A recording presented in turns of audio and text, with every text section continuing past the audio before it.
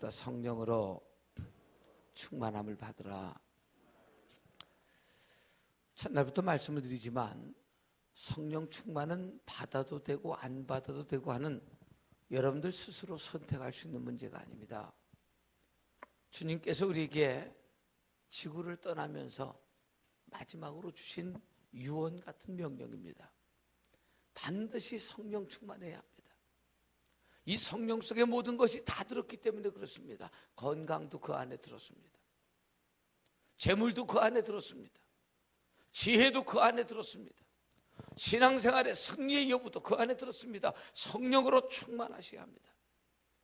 우리가 이 땅을 살면서 승리하는 모든 비결들이 다 그 안에 들었습니다. 그래서 성령 충만해야 우리가 능동적이고 역동적인 신앙생활을 할 수 있는 것입니다.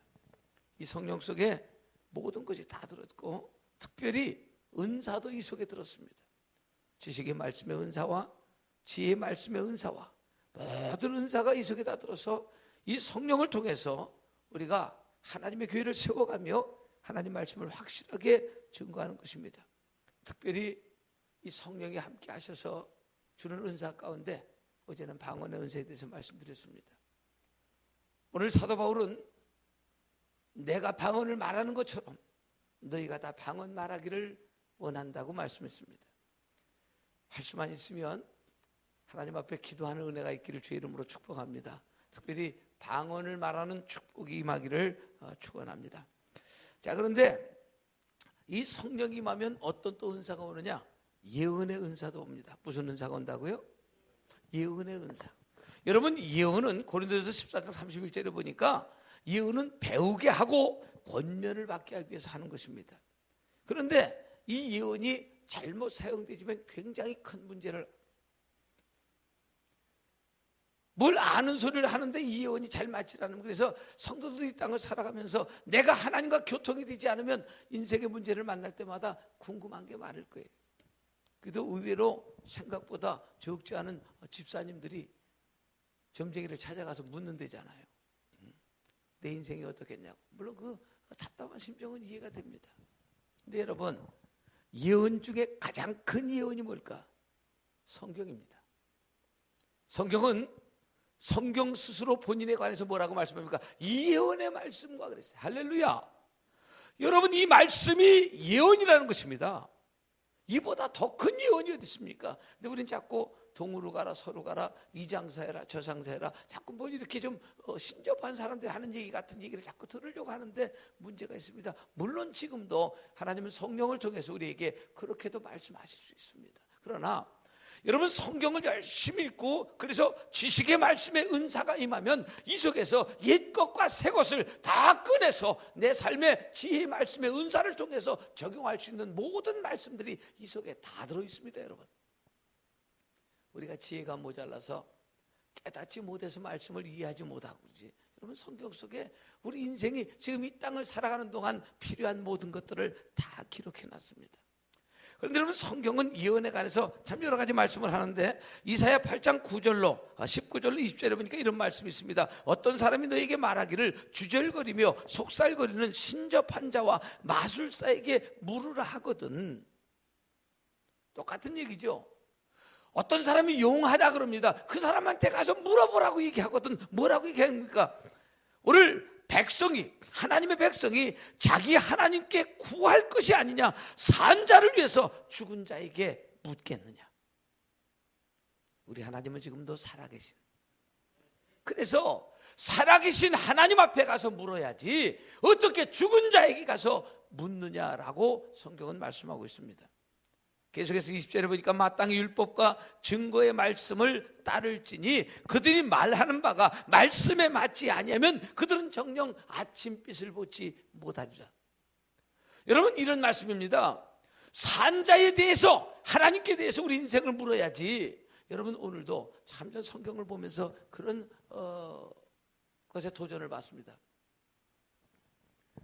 지금도 하나님은 말씀하고 계십니다.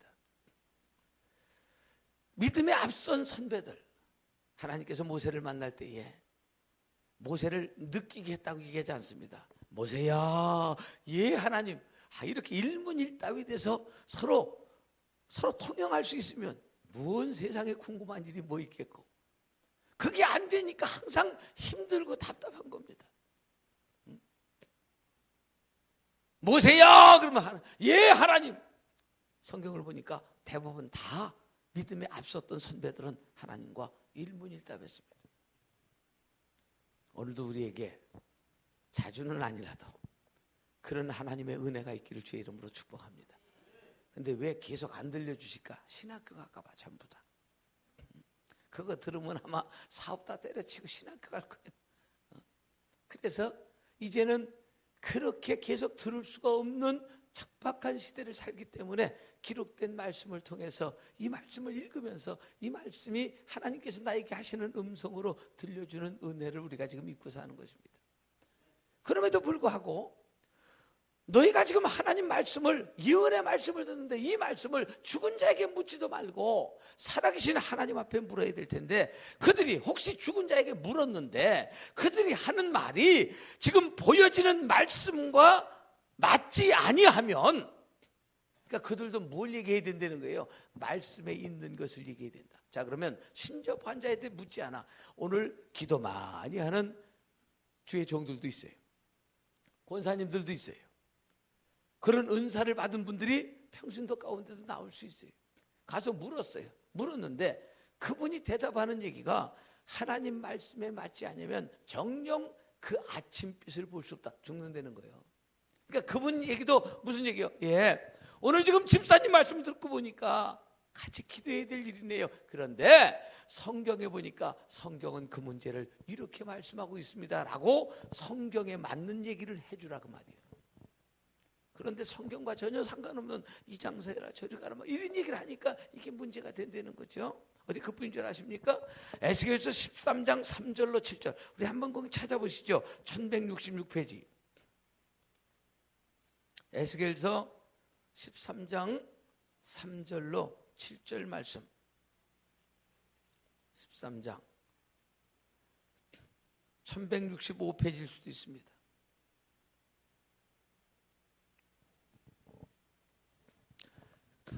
자, 3절에 보니까 이런 말씀이 있죠. 주 여호와의 말씀에 본 것이 없이 자기 심령을 따라 이어가는 어리석은 선지자에게 화가 있을진저. 그러니까 우리가 뭘로 얘기해야 된다는 거예요? 말씀에 본 것을 가지고 얘기해야 되지 심령에 있는 대로. 여러분 이 무당도요 오래 하면요, 이 점술가도 오래 하면 딱 얼굴 보면 나와. 목사도 한 20년 넘게 목회하지요. 돗자리 피면 먹고 산다? 응? 보면 나와요.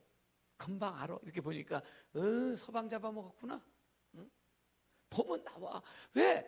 오는 사람이 대략 다 그런 문제를 가지고 와서 고민하는데 거의 얘기가 비슷해요. 그 중에 한 가지만 맞으면 어머 신령한 거 그러면서 이제 거기에 붙들려서 그 악한 영에 붙들려서 그분의 영권 안에서 흔들리는 거. 그런데 여호와의 말씀에 본 것이 없이 자기 심령을 따라 예언하는 자는 화가 있으라. 사랑하는 여러분들이요, 누구에게 이런 충고 저런 충고를 해줄 수 있지만 그 해주는 충고가 여호와의 말씀에 본 것을 얘기할 수 있는 은혜가 있기를 축복합니다. 그래서 말씀을 많이 읽어야 돼요. 그 예언의 은사라는 게 그런 것입니다. 여러분뿐만 아니라 예레미야 23장 16절에 보니까 하나님께 들은 것이 아니라 자기 마음에 있는 것을 가지고 예언하는 사람이 많다는 거예요. 듣고서 말해야 되는데, 제가 아는 어떤 교회는요, 여집사님 한 분이 기도를 많이 해서 예언의 은사가 왔어요. 그러면 예언의 은사가 왔는데 평상 그분이 이렇게 기도하면서 예언하는 대로 맞는 일들이 있다 보니까 많은 주변의 동료 집사님들이 어머 저분 정말 신실하다, 은혜스럽다 이렇게 생각을 했단 말이에요. 그런데 어느 날 갑자기 담임 목사님이 아프게 됐어요. 병원에 가서 진단서를 끊고 진찰해 보니까 못 산다는 거예요. 암이라 진행이 너무 많이 됐다는 거예요. 그러니까 교인들이 궁금해 안 궁금해, 이 목사님이 사실 수 있을지 못 살지. 의사는 아이가 안 된다 그랬어요. 그걸 가지고 이 집사님한테 집사님 기도해봐, 우리 목사님 돌아가시면 안 되잖아, 기도해봐. 그러니까 이분이 딱 기도하더니 걱정하지 마라, 하나님의 영광을 위해서 주신 병이요 살아 그랬어. 진짜 살았으면 이분 괜찮은 분이 되는데 어떻게 됐을까? 무사히 죽었어. 이게 문제가 되더라고요. 그러면 이분이 과거에는 예언의 은사를 통해서 하나님이 주신 것을 말씀하게 되므로 그 일들이 여러 번 맞았어요. 무당도 압니다. 무당도 잘 맞춰요. 제가 어릴 때 우리 어머니가 워낙 무당을 좋아해가지고 나를 무당한테 형엄마 삼아주더라고. 그 집에서 같이 자기도 하고 그랬어. 그런데 자다가 이 여자가 벌떡 일어나더니요, 속옷바람에, 옛날에는 산들이 지금처럼 이렇게 조경사업이 잘 안 되고 이렇게 황토로 된 민둥산들이 많았어요. 불그스름하게. 그래서 막 4, 5, 6일은 다 식목일로 정해놓고 놀고 그랬어요. 근데 벌떡 일어나더니 막 보선발로 간다. 깜짝 놀랐잖아 내가. 응? 그 어린 마음을 이렇게 따라보니까, 물론 그 무당집에서 앞에 민둥산이 멀질 않았어요. 거기인데 가가지고 한 50m 정도 안 돼요. 내가 보니까 지정신이 아니요. 막 땅을 파는데 그게 자기가 그러는 게 아니라 누가 데리고 가는 거예요. 무당도 능력 없으면 못 해먹어. 채가 데리고 가. 그러더니 막 하더니 방울이 3개 달린 채를 하나 거기서 꺼내내는데 이걸 들고서 막 이렇게 하면서 점치는데요. 귀신 같아. 기가 막혀 귀신 같아. 그러니까 오늘날 그리스도인들이 그런 영성이 없으니까 끌려가는 거예요. 왜? 걔가 나보다 한 수 높어.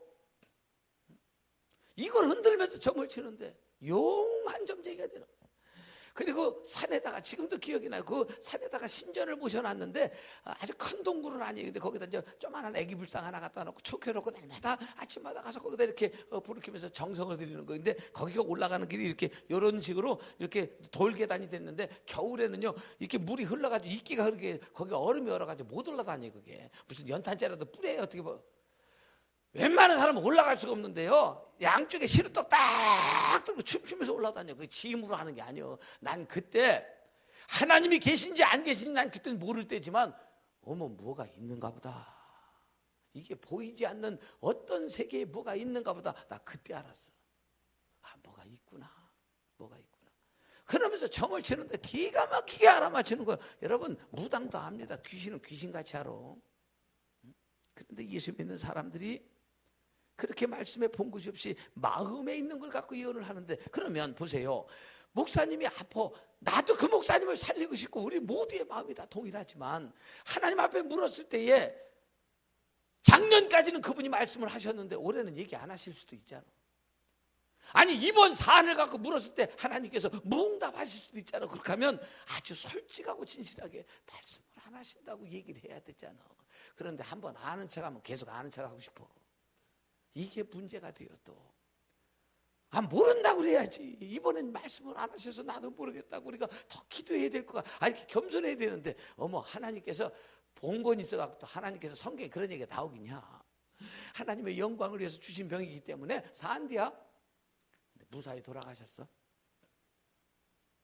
사랑하는 여러분들이요, 예언은 그래서 반드시 고린도전서 14장 29절에 말씀 있는 것처럼 분별을 받아야 돼요. 그 말씀이, 그 예언이 하나님의 말씀에 맞는지, 그 예언을 통해서 교회의 덕이 세워지는지.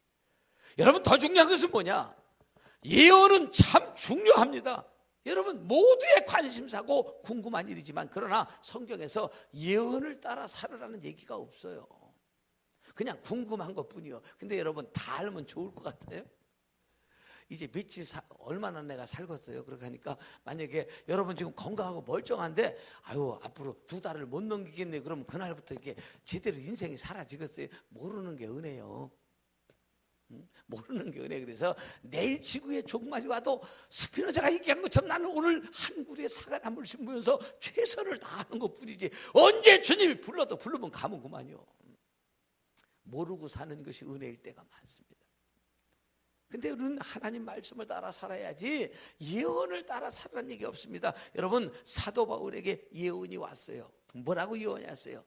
예루살렘으로 올라가면 환난과 핍박이 기다린다. 그것도 누가 얘기했냐면 사람이 얘기해 준 게 아니에요. 성령께서 그렇게 얘기해 주셨어. 그럼 그 예언은 맞는 거예요, 틀린 거예요?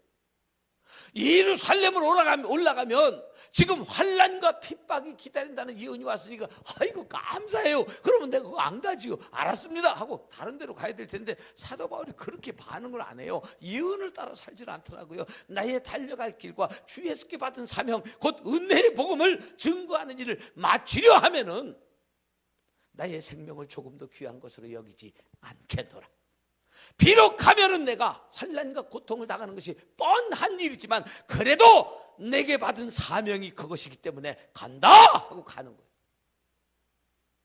그 예언을 따라 사는 게 아니라 사명을 따라 살아가는 겁니다. 오늘 여러분들 삶 속에 이 은혜가 있기를 주의 이름으로 축복합니다. 그러니까 뭘 궁금해하게 생각하지 마시고 성경 속에서 가끔 저도 궁금하죠. 엊그제도 얘기했지만 우리 후배 목사 교회가 부도가 나갖고 막 그냥 울고불고 할 때에 제가 아는 기도 원장 하나가 정말 기도 많이 해요. 전 평생에 두 사람이 있어요. 기도 동역자가.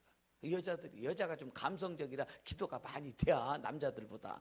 근데 얼마나 많이 이게 저를 위해서 1년에 한 3차례 정도 이 기도 원장이 40일 아침 급식을 하면서 기도를 해요. 늘 고맙죠. 얼마 전에 문자가 왔어요. 목사님 올해 좋은 일 있어요. 걱정하지 마세요. 물론 새벽이라 하면 안 할 줄 알았어. 목사님 올해 좋은 일 있을 거예요. 걱정하지 마세요. 나도 그 얘기를 들으면 위로가 돼요. 나쁜 얘기보다 그 얘기 들으면 훨씬 힘이 되고 그래요. 내가 힘들지만 조금만 참으면 좋은 일이 있을 거다. 이런 생각이 왜 없겠어요. 그러나 망가진다 할지라도 내가 갈 수 있는 길은 한 가지 선택의 길밖에 없어. 사명이요. 하나님께서 나에게 허락한 시간이 거기밖에 안 되고 하나님께서 나에게 허락한 기회가 거기밖에 안 되면 그렇게 가다가 그만둬야지. 내가 무슨 용 빼는 재주냐 그 말이죠. 방법이 없잖아. 여러분 사명으로 승리하시기를 주님의 이름으로 축복합니다. 이 성령이 내게 임하시면 또 어떤 은사가 임하느냐? 믿음의 은사가 임해. 할렐루야. 무슨 은사?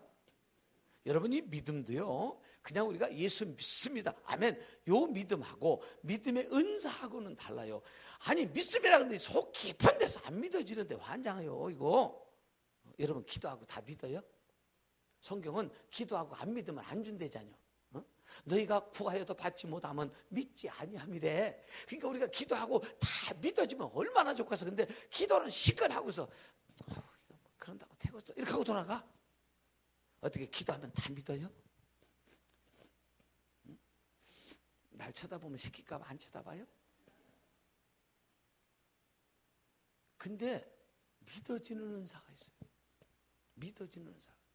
제가 첫날도 얘기했지만 제가 50만 원을 수업료를 하기 위해서 250만 원짜리 전세 살다가 50만 원을 빼서 수업료를 하고서 200짜리로 옮겨갔는데 그 밤에 하나님께서 저를 축복하시기를 살아나더라 그러시더니 내가 이를 인하여 너를 100배로 축복하리라 그러는데 50만 원 곱하기 100 하니까 5천만 원이요. 내가 지금은 그 정도는 끈값으로 알아. 근데 그때 당시는 5천만 원이면 나한테는 천문학적인 숫자였었어요. 근데 그게 믿어지는 거야. 이게 내가 믿어지고 싶어서 비슷하게 바람 새는 소리 한다고 믿어지는 게 아니에요. 이게 그냥 믿어지는데 환장하고 있는 거예요. 오늘 믿어지는 은혜가 있기를 주의 이름으로 축원합니다. 뭐 낮에나 저녁에나 또 기회가 되면 얘기하겠지만 우리 교인 하나를 전도하는데 지금 우리 교회 안수사님 됐어요. 이 양반을 전도해 왔는데 여러 가지 사건 우여곡절 속에서 할 수 없이 주님 앞에 와서 두드려 맞다가 안 올 수가 없었는데 왔는데 안 믿어지는데 환장하고 있는 거예요. 사람은 인간성은 굉장히 좋으신 분이에요. 그러니까 와가지고 내가 교회를 위해서 뭐를 해야 될까 그러다가 지가 운전을 잘하니까 그냥 자기 차량 봉사를 하겠대요. 하는데 안 믿어지니까 올 때는 두 부부가 같이 오는데 갈 때는 봉고 타고 가다 둘이 싸워. 여보 오늘 말씀 너무 좋았지 우리 목사님 말씀. 그러니까 그 사람은 심각한 거예요. 야 내가 목사님 그렇게 안 봤는데 뻥세더라. 응? 네가 생각할 때 홍해가 갈라진다고 생각하냐? 내가 금강이 갈라지는 것도 못 봤다.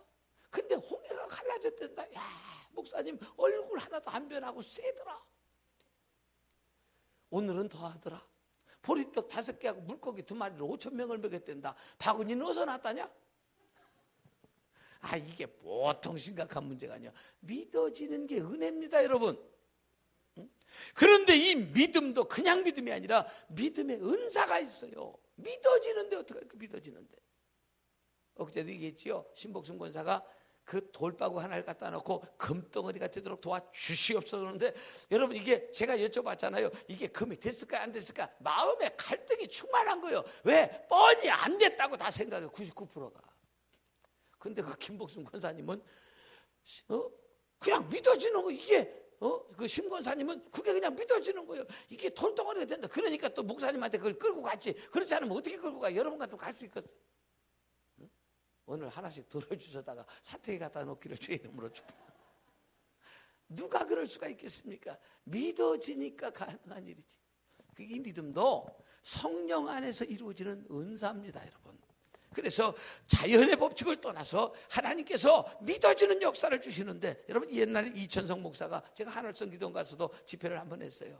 그런데 이천성 목사님이 버스를 타고 가다가 어느 날 자기 옆에 소아마비 걸린 아이 하나가 있는데 성령께서 그러시더래. 가서 만져서 기도해라 그러시더래. 그러니까 이 믿음에 충만한 사람들은요, 그냥 가가지고 순종을 안 하기가 참 어려운 거예요. 그래서 나사렛 예수, 부모는 안 믿는 여자요. 그 애기 엄마는 예수 이름으로 명하노니 이 다리가 고쳐질 취하다. 막 그러니까 버스 안에서 난리가 난 거예요. 자기도 다리가 그래요. 자기도. 지 거는 못 고치는데 성령께서 가가지고 거기다 손을 얹으랴. 예수 이름으로 명하노니 고쳐져라. 막 쓰니까 얘가 고쳐졌으면 얼마나 스타 같았을까. 안 고쳐지는데 엄마는 왜 그러세요? 왜 그러세요? 그래서 목적지는 앞으로도 세종과장을 더 가야 되는데 애가 안 고쳐져서 쪽팔려서 중간에 내렸대잖아. 그렇게 하고 한 3년이 지났어요. 하늘산 기도원에서 집회를 하면서 그분이 그런 고백을 했대요. 나 지금도 이해가 안 되는 게 하나 있다. 틀림없이 성령의 감동이 와서 그분의 명령대로 순종해서 내가 손을 얹었는데 그놈이 안 나섰다 이거요. 내가 지금도 내가 이게 수수께끼 같다. 그러니까 여자 하나가 벌떡 일어나서 뛰어나오더래요. 목사님, 그때 그놈이 내 아들입니다. 집에 가서 고쳐졌대요. 할렐루야. 그러면서 뛰어나오더라는 거예요. 그래서 여러분, 믿음의 은사가 그런 역사가 일어나는 거예요. 성령 안에서 그분을 순종하며 나갈 때에 하나님께서 이런 엄청난 역사를 일으켜 주셔요. 여러분, 이 성령 속에서 지금 우리가 뭐 보편적으로 겪을 수 있는 것은 아니지만 능력 행함의 은사가 이 성령 안에서 임해요. 요즘 무슨 뭐 인터넷 같은 데 보고 대전에도 한 번씩 이렇게 오시는데 뭐 손기철 장로 같은 분들은 여러분 평신도 장로님이신데도 불구하고 뭐 그냥 뭐 엄청난 환자들이 그 집회 가운데 그분이 집회를 하면 뭐 몇천 명씩 모이고 막 그러더라고. 지금도 하나님은 주님의 말씀에 순종하려고 하는 어떤 개인들을 붙들고 역사하시더라고. 여러분, 능력이 뭡니까? 자연 법칙을 뛰어나 넘어서 기적을 행하는 것은 능력이라고 얘기하죠. 그런데 이 능력에는 외적인 능력과 내적인 능력이 있어요. 여러분, 풍랑을 잠잠케 하는 것도 능력이지만 풍랑이 일어나는데 그 속에서 안 깨고 자는 것도 능력이요. 십자가에서 내려오는 것도 능력이지만 십자가를 지는 것도 능력이요. 그거마저도 성령이 나를 붙들지 않으면 누가 십자가를. 우린 예전에 저 어릴 때 신앙생활 하면서 그때는 그게 유행이었어. 주여 순교하게 도와줘. 나 이게 지금 생각해보니까 아찔이야. 그때는 그냥 순교하게 도와달라고, 이게 아무것도 모르고 그다음에 뭐 선교사로 가겠다고. 나는 선교사 모이면 절대로 안 가는 사람이요. 부를까봐 그분이. 난 그냥 한국이 좋아. 난 여기서 그냥 토종닭처럼 살다가 가는 게 좋지. 괜히 갔다가 그냥 나보고 그냥 목회 열심히 하고 있는데 선교사로 가라 그러시면 어떻게 곤란하잖아. 그래서 절대 난 선교사 모임 그런 데 안 가. 그래서 여러분, 십자가를 지는 것도 능력이지만 십자가에서 내려오는 것도 능력인데, 순교하겠다? 말이 그렇지 정작 어떤 절박한 순간에 가면요, 뭐 사람이 죽고 사는 문제인데 쉬울 것 같습니까? 그게 잘 안 되는 거예요. 여러분, 옛날에 한경진 목사님이 그런 고백을 하잖아요. 신사참배 하지 말아야 되는데 나중에 공개적으로 회개하셨잖아요. 그 절박한 순간에 가면 그것도 주님이 힘 주셔야 가능한 거예요. 주님이 능력 주셔야 가능한 거지 입찬소리 할 거 아무것도 없습니다. 그 순간에 하나님께서 내 마음을 감동하고 담대케 해야 가능한 겁니다. 오늘 그 은사 역시도 성령 안에서 임하는 겁니다. 어디 그뿐입니까 여러분? 여러분, 이 성령이 역사가 내 안에 일어나면 여러 가지 형상이 일어나는데 성령은 불같은 역사로 임해요. 사도행전 2장에 보니까 성령이 어떻게 임했다고요? 불같이. 할렐루야. 여러분 3장에 보니까 이러죠. 마치 불의 혀처럼 갈라지는 것들이 그들에게 보여 각 사람 위에 하나씩 임하여 있더니 할렐루야. 성령은 불같이 임해요. 여러분 이 노아의 홍수 때는 뭘로 심판했어요? 물로 심판했어요. 여러분 이 물로 심판해서 땅에 기식하는 모든 동물도 다 죽었습니다. 그런데 물로 심판할 때도 여전히 적응자라고 산 것들이 있어. 뭘까요? 물고기. 왜? 어차피 놀던 물이야. 할렐루야. 그러면 마지막 때는 뭘로 심판한다 그럽니까? 앞으로? 성경 보니까 뭘로 심판? 불로? 내가 성경 보니까 갯돈으로 심판한다 그러던데. 성경 보세요. 아마 갯돈 전쟁이 일어난다 그렇게 얘기하더라고. 안 읽으셨어? 내가 아마 갯돈 전쟁이 일어난대요. 그래서 내가 어쨌든 누가 갯돈만 있으면 내가 그냥 그 전쟁에서 지면 안 되니까 불로 심판하죠. 마지막 때가 되면 불로 심판합니다. 그런데 물로 심판할 때 물고기가 어차피 놀던 물이니까 잘 살았어. 그럼 불로 심판할 때 누가 살까? 사드락과 메삭과 아벳느고가 평소보다 7배나 세게 달궈진 풀무불 속에서도 능히 살았어. 이유가 뭐예요? 어차피 놀던 물이에요. 뜨거웠어. 세상에 이 물질 불이 그 영혼을 사르지 못하는 뜨거움에 거기서 살았어. 그 불은 떨기나무 가운데서도 나무를 태우지 않고 하나님의 역사를 보일 수 있는 신령한 불이. 여러분 그래서 불무불 속에 집어넣는데 가만히 보니까요. 들어가기는 3사람이 들어갔는데 성경 보니까 넷이 거닐어. 그 한 분이 누구요? 도우시는 하나님. 그분과 동행하면서 걸어가는 거예요. 오늘 여러분 날마다 뜨겁기를 주의 이름으로 축원합니다. 하나님께서 가장 싫어하는 신앙이 뭡니까? 이 요한계시록 3장에 나오는 것처럼 라오디게아 교회 같은 교회입니다. 여러분 차라리 뜨겁든지 아니면 차갑든지 이게 어중간 미지근한 데서 병균이 제일 잘 번식을 한다네. 신앙생활 하려면 아주 뜨겁게 하려면 제대로 하시고 아니면 그냥 아주 싸늘하게 해버리셔. 워낙 차가운 놈은요 원수마귀도 역사도 아니야. 징그러워서.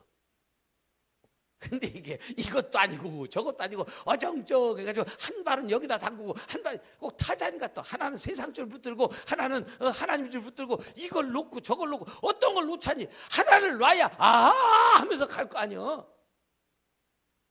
뜨겁든지 아니면 차갑든지 하는 은혜가 있기를 축복합니다. 그래서 성령은 불같이. 그런데 이런 불같은 성령이 임하면 여러분 빛이 임해서 영안이 열리기 시작합니다. 그래서 옛날에 우리 선배들 다 뭐라 그랬어요? 하나님 불같은 역사, 불같은 불 받아라, 불 받아라. 이 불을 받아야 빛이 임하면 영안이 열려요. 예전에 김충희 목사님 같은 분 지금 은퇴하셨지만 저 충청도에서 목회할 때요 처음에 한 80명 정도 되는 데서 담임으로 갔어.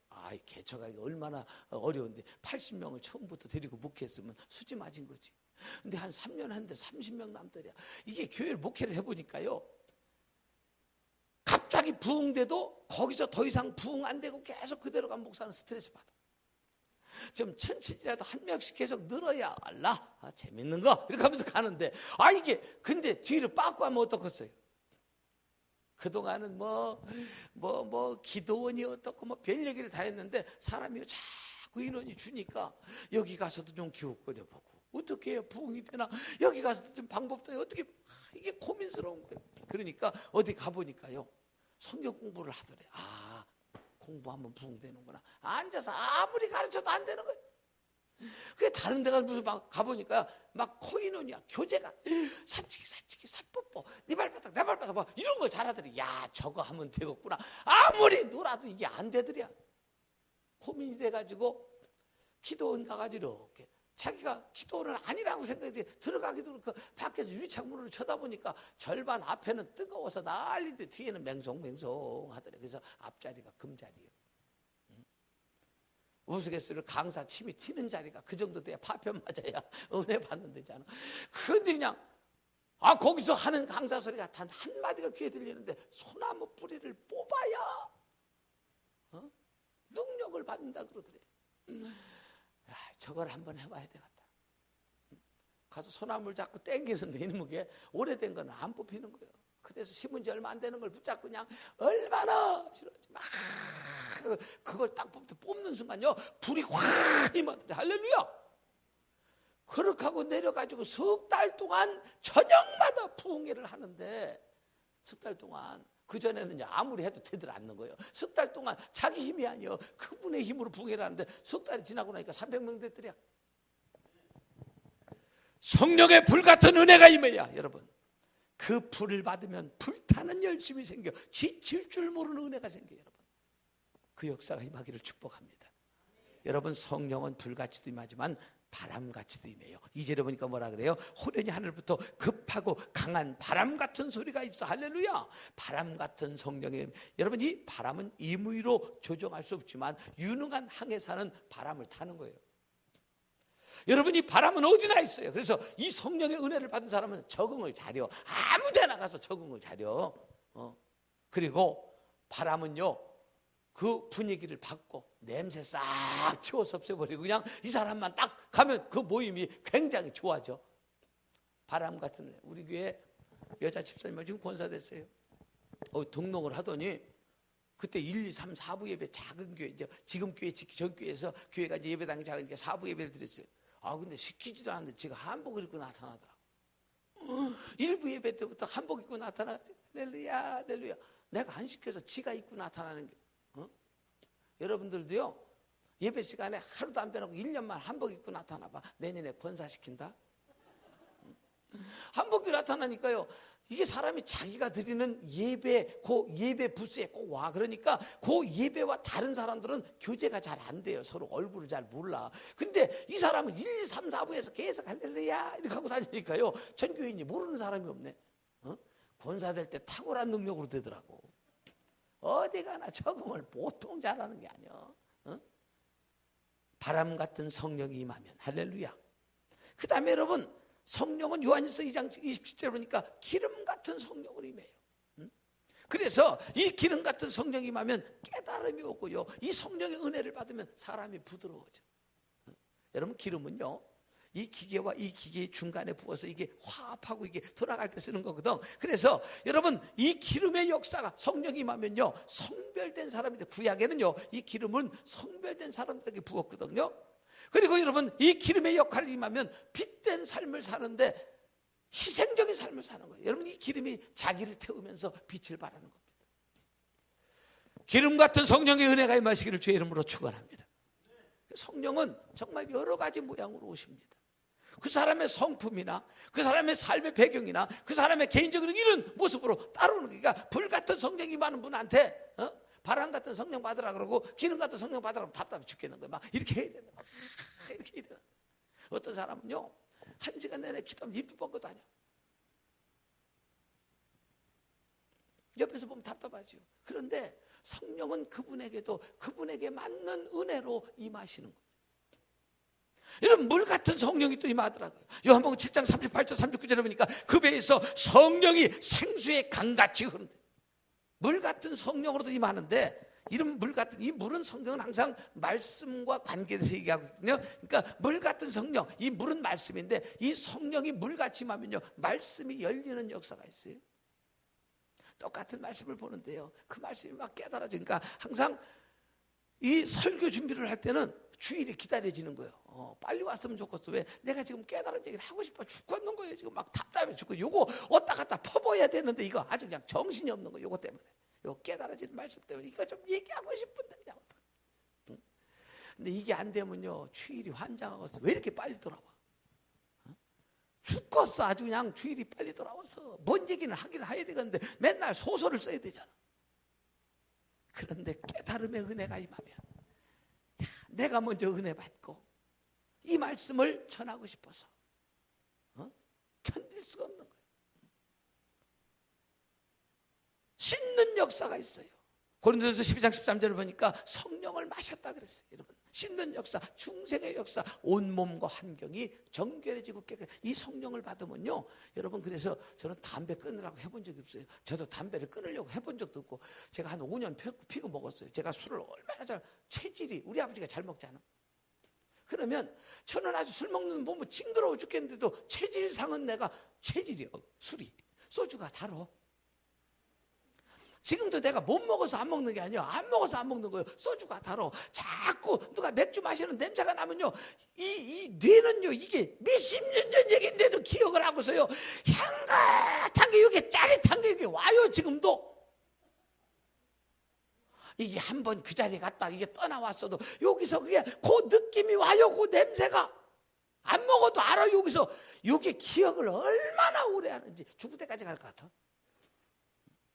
그게 와요. 소주를 한 자리에 앉으면 대두병으로 하나씩 먹었어. 그걸 안 먹으면 저녁에 잠이 안 와가지고 헛헛해가지고 뭘 놓친 것 같아서 뒤치러 하다못해 이 엎드리 하나 가지고서요, 쥐포 하나 뜯어 먹어야 훈훈해서 잤어. 내가 지금까지 만약에 목사가 안 됐으면 벌써 술로 죽었어. 우리 아버지 술 때문에 죽었어. 그게 제가 체질이에요. 근데 누가 끊으라 그러면 제가 그랬어요. 야, 이놈아, 내가 돈 주고 배운 거요. 네가 보태준 거 있냐? 왜 끊으라고 했었냐? 내가 여기다 얼마나 투자한 줄 아냐? 놔둬 그냥.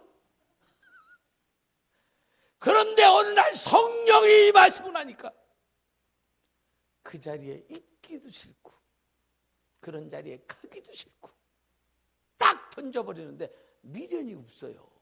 미련이 없어. 그러니까 이 성령 받아야 끊어지. 지가 끊으려고 하니까 그냥 막 나보고 또 우리 집사님, 목사님, 제가요 담배를 피면요, 필 때마다 무슨 뭐 앞으로 뭐를 한 컵씩 먹거든요. 배 터지게 먹어도 안 돼 그게. 근데 성령이 많으니까 그만 그 자리가 가기가 싫은 거예요. 이전에는요 대구, 부산, 광주 찍고 한 바퀴 돌고 너무 좋아했어.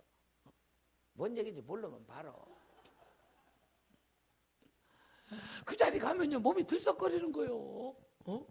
아니 그것도 버릇이요. 가보면요 맨날 온 것들이 오더만. 어차피 거기 안 가는 사람 많아. 근데 가서 보면요 맨날 봤던 것들이 와요. 벌써 밟는 스텝이 달라. 근데 어느 날 성령이 임하시고 나니까 그렇게 역겨울 수가 없어. 한순간 던져버렸어요. 한순간. 성령이 임하시면. 그리고 친구들하고 모이면 안 먹는 친구들도 있잖아요. 제가 술을 못 먹는 게 아니라니까 안 먹는 거지. 근데 처음에 끊었는데도요, 하나님이 환경을 정리시켜서 한잔하지 그러면 옆에서 누가 거들어. 이분은 원래 못한대야. 할렐루야. 이분은 원래 못한대야. 내가 못하는 게 아니라니까 안 먹는 거지. 그래서 성령이 임하시면 환경마저도, 그리고 여러분 물 같은 성령이 임하면 야고보서 5장 7절에 말하는 것처럼 이른 비에 심고 늦은 비에 열매를 맺듯이 삶의 열매가 맺히기 시작하는 역사가 일어나요. 여러분 성경 비의 종류 많이 있지요. 요한일서 2장 23절에 보니까 이른 비와 늦은 비가 있는데 이 비로 열매가 맺는다는 거예요. 여러분 시편 72편 6절에 보니까 소낙비가 있는데 이 비로 말미암아 씻는 역사, 정복하는 역사가 있고, 히브리서 6장 7절에 보니까 자주 내리는 비가 있는데 이 비로 말미암아 필요적절한 삶을 살게 되고, 미가서 5장 7절에 보니까 이슬비가 있고 이 새벽의 이슬비가 더 깊게 젖어서 싹이 나게 한다는 거예요. 여러분 이 이슬비가 성경 뭐라 그래요? 하늘의 보물인 이슬과, 성경 그렇게 얘기해요. 이 이슬이 보물입니다. 이 비가 우리가 볼 땐 이슬 아무것도 아니죠. 팔레스타인 지방에서는요 그 장렬한 태양 가운데 그 이슬 없으면요 이 식물들이 자랄 수가 없으니까 하늘의 보물인 이슬과. 할렐루야. 오늘 여러분 이슬 맞고 자라는 은혜가 있기를 주의 이름으로 축원합니다. 그런데 그 이슬을 하늘의 보물이라고 하더니 하나님께서 뭐라 그래? 내가 너에게 이슬이 돼 주리니. 그래서 하나님이 당신이 우리에게 이슬이 돼 주겠다는 거예요. 이슬 맞으면요 이뻐져요. 내가 이게 이슬 맞은 얼굴이요. 여러분 그뿐만 아닙니다. 성경 보니까 비둘기같이 임하는 성령이 있어. 또 요한일서 1장 요한복음 1장 32절에 보니까 비둘기 같은 성령이, 그러니까 예수님께서 침례를 받을 때 성령이 비둘기 같이 그 위에 임하시더니 할렐루야. 그러니까 여러분 이 비둘기 같은 성령을 받으면요 사람이 온유하고 겸손해져요. 제가 군대 생활할 때 우리 부대에 지금 목사 됐어. 나보다 이제 후임, 저는 이제 하사관 출신이니까 후임 저기인데 이놈이요 막 얼마나 싸움을 잘하는지 후배들이 얘만 나타나면 꼼짝을 못해. 그러니까 딱 누가 말을 안 들으면요 세면장으로 들어가서 다 이렇게 벗고 팬티 넣는 것만 입고 이게 계급장 뛰었다 덤벼 이렇게 하고서 그냥 막 두들겨 패는 거예요. 그러다가 거기서 이제 사람을 패가지고 수원으로 전속을 갔는데 거기 가서 밖에 나가서 술을 먹다가 헌병 중이가요 검문을 하는데 얘가 그래서 이제 이게 군복을 입고 먹다 걸렸어. 제발 좀 봐달라고, 제발 봐달라니까 이 헌병 중에서 또 콜 때리는 놈이야. 안 봐준 거야 끝까지. 얼마나 패가지고 뿜들에 드러났는지. 그 다음날 이제 귀대를 하려고 이렇게 휴가를 맞아 귀대를 하는데 이게 기부스라 이렇게 하고 이제 저 이거 앞에 정문에서 이렇게 지키기다 걸렸어. 그래가지고 여러분 상관 폭행이 군대에서 가장 큰 죄 아닙니까? 남한산성을 갔어. 그 집안에 막 청와대 쪽으로 백이 많아요. 남한산성을 갔는데 6개월 이하는 자대에서 징계를 받는데 6개월 이상은 남한산성에 가서 있더라. 그때 김대중 씨가 그 감옥에 갇혀 있을 때 그 김대중 씨 딱거리 했잖아 가서. 7개월 형을 받았어. 지구 역사상 남한산성은 7개월이 없대야. 1년이면 1년이지. 그런데 이제 이거를 그 전도 할 수, 그 7개월을 받아가지고 갔어요. 갔는데 가니까 그 안에서 또 군기 잡잖아. 막 빨래 비누 갖고 막 머리를 찢더랴. 가만히 보니까 맞아 죽게 생겼더래. 애나 이리 죽나 저거냐 1대6으로 싸워가지고 막 해가지고 저놈을 어떻게 관리를 할 수 없어. 그래서 김대중 씨 가서 식당 딱거리 시킨 거예요. 거기서 시간이 그냥 천천하게 남으니까 세상에 6개월 만에 성경을 3번 읽고 나왔어. 할렐루야. 딱 나오더니요 수원서 다시 또 제가 대구서 근무했는데 대구로 또 다시 또 전석으로 온다네. 걔가 온다 그러니까 사병들이 이제 죽었는 거예요. 저거 근데 와가지고는요 성령 받아갖고요 성경을 3번 읽더니 할렐루야. 사람이 달라졌습니다. 내가 걔는 그래서 군대 생활을 우리 때 36개월 했는데 걔는 7개월 더 했어. 그거 빼고서 다시 하더라고요. 그러니까 그냥 할렐루야 할렐루야. 지금 목사 됐어요. 얼마나 하나님께서 그 영혼을 붙들으시죠. 여러분 비둘기 같은 성령이 임하면 할렐루야 정결하고 양순해지는 역사가 있게 될 줄로 믿습니다. 여러분 술 같은 성령도 임해. 성경에 보니까 에베소 5장 18절에 보니까 저들이 새술에 취했다는 거예요. 왜 그렇습니까? 특징이 비슷해. 그러니까 저걸 뭐라고 설명하기 어려우니까 꼭 술 취한 놈 같아. 근데 냄새는 안 나. 하는 행동은 비슷해요. 여러분 술 취함과 성령의 충만함을 대조했는데 보니까 미련한 자는 술에 취해 살고 지혜로운 자는 성령에 취해 사는 줄로 믿습니다. 술과 성령 감히 대조할 수 있는 조건은 아닙니다. 그러나 여러분 그 물질과 하나님과의 관계지만 사람을 지배한다는 데서 그리고 조정한다는 데서는 유사한 점이 있다고 말이에요. 여러분 술을 좋아하는 사람 뭐라 그래요? 술꾼이다 그래요. 일주일 내내 마시고 우리 아버지 같은 사람 월요일 날은 원래 마시고 화요일 날은 화끈하게 마시고 수요일 날은 수도 없이 마시고 목요일 날은 목이 터져라 마시고 금요일 날은 금방 마시고 또 마시고 토요일 날은 토하고 다시 마시고 일요일 날은 일삼만 마시고 일주일 내내 이유를 만들어서 계속해서 먹고 앉았어. 도무지 제정신으로 살지 못하는 사람인데 늘 알코올의 지배를 받아야 삽니다. 여러분 술꾼은 미련한 사람들이에요. 아멘이죠? 그런데 이제 여러분 술꾼 아니시잖아요. 지혜로운 성령꾼이 되시기를 주의 이름으로 축복합니다. 성령꾼이 된다는 것이 뭐냐? 성령의 지배를 받지 않으면 컬컬해서 살아갈 수가 없는 거예요. 성령께서 내 속에 오셔서 나를 지배하고 움직이는 역사를 살아갈 수 있도록 주의 이름으로 축복합니다. 이 두 가지가 어떤 공통점이 있느냐? 취해서 근심이 없어져. 여러분 왜 사람이 술 먹습니까? 괴로우니까. 잠시 순간이만이라도 알코올의 영향으로 인해서 근심을. 그래서 여러분 만사를 잊고 기분 전환을 시킵니다. 괴로운 일이 있을 때 사람들은 술을 더 찾아요. 그러나 술은 사람을 취하게 합니다. 그래서 방탕하게 만듭니다. 방탕한 생활은 반드시 술 취함으로부터 시작이 됩니다. 그래서 술에 자주 취하는 사람은 생활이 무질서해지고 방탕으로 결국 파괴가 돼가는 것이죠. 로마서 13장 13절로 14절에 뭐라니까 낮에와 같이 단정히 행하고 방탕하고 술 취하지 말며 음란과 호색과 쭉 설명하고 있잖아요. 술 취하지 말라는 것입니다. 여러분뿐만 아니라 또 비슷한 것은 깬다는 거예요. 술 먹으면 언젠가 깨지요. 술이 시간이 지나면 깨면 술꾼은 어떻게 해요? 또 술을 먹어. 깰 때쯤 되면 또 먹어. 성령도 마찬가지입니다. 방치하면 관계가 멀어집니다. 성령 충만과 성령님이 계속 친밀감을 유지할 수 있도록, 그래서 언제나 성령님을 기쁘게 할 수 있도록 여러분 최선을 다하시기를 주의 이름으로 축복합니다. 성령의 충만을 받으라는 말은 계속 잔이 채워져 있는 상태를 얘기하는 겁니다. 이것이 곧 성령님과 늘 친숙한 상태가 가능하다는 것입니다. 여러분, 알코올이 충만하면 자꾸 술집에 가지요. 가서 먹어야 되잖아요. 여러분, 교회에 빠지지 마세요. 자꾸 교회 오면 성령 충만해집니다. 할렐루야. 여러분, 오늘 우리가 성령의 충만한 역사를 통해서 이 성령의 충만해 하나님 저와 여러분들을 통해서 위대한 역사들을 만들어가는 것입니다. 뿐만 아니라 이 술 취한 사람은 감정을 자꾸 드러내요. 술 취한 사람은 곧장 자기 감정, 어떤 사람 막 술 먹고 울어요. 어떤 사람 화를 내고 불평하고 싸워요. 그것을 뭐라 그래요? 주정한다 그래요. 성령에 취해도 감정이 달라져요. 감사한 마음이 생겨요. 감사할 수 없는데 용서의 마음이 넘쳐요. 기쁨의 마음이 넘쳐요. 여러분, 입만 열면 감사하는 사람, 입만 열면 찬양하는 사람, 입만 열면 불평하는 사람, 둘이 무슨 차이예요? 한 사람은 성령이 충만하고 한 사람은 불평이 충만하고. 성령의 충만함을 받으시기를 주의 이름으로 축원합니다. 뿐만 아니라 지배를 당한다는 점에서도 똑같습니다. 여러분, 사람이 술을 마시고 술이 마시고 술이 사람을 마시고 결국 그 인생을 망가뜨립니다. 성령의 지배를 받는 은혜가 있기를 주의 이름으로 축복합니다. 여러분, 술 취한 사람이 하는 특징 중에 하나가 뭡니까? 노래를 부르더라고. 전동산 박달재를 이러면서 나중에 보니까 전봇대가 일어섰더래. 지가 넘어진 거예요.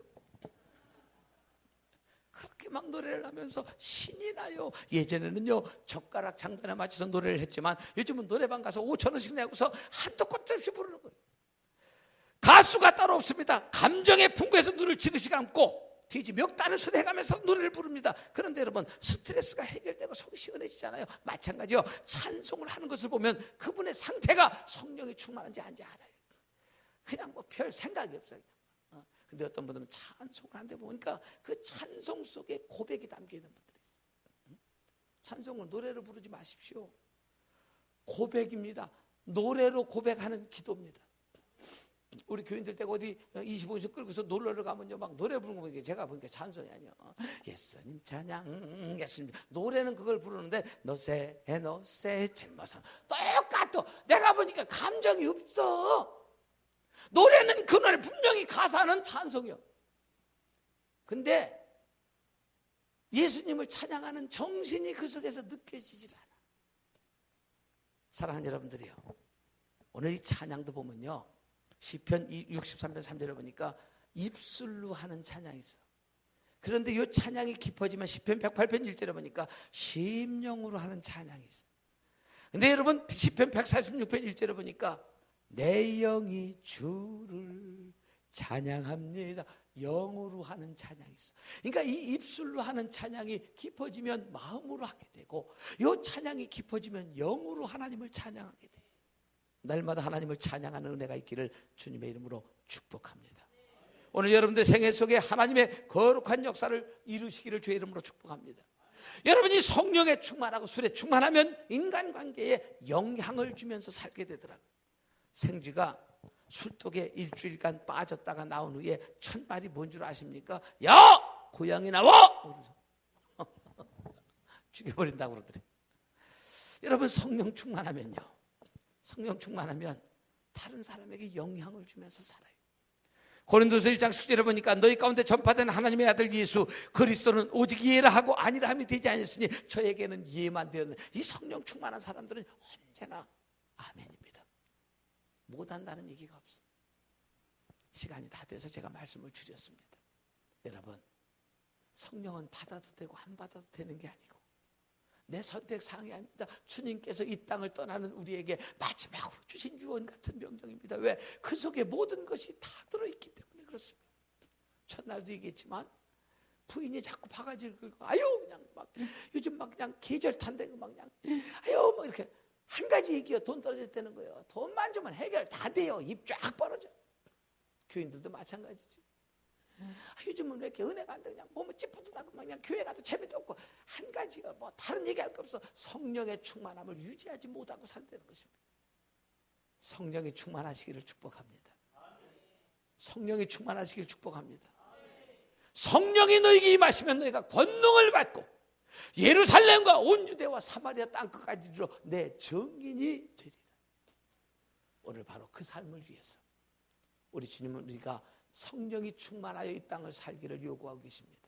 이 아침에 기도할 때에 주여 성령의 충만함을 주시옵소서.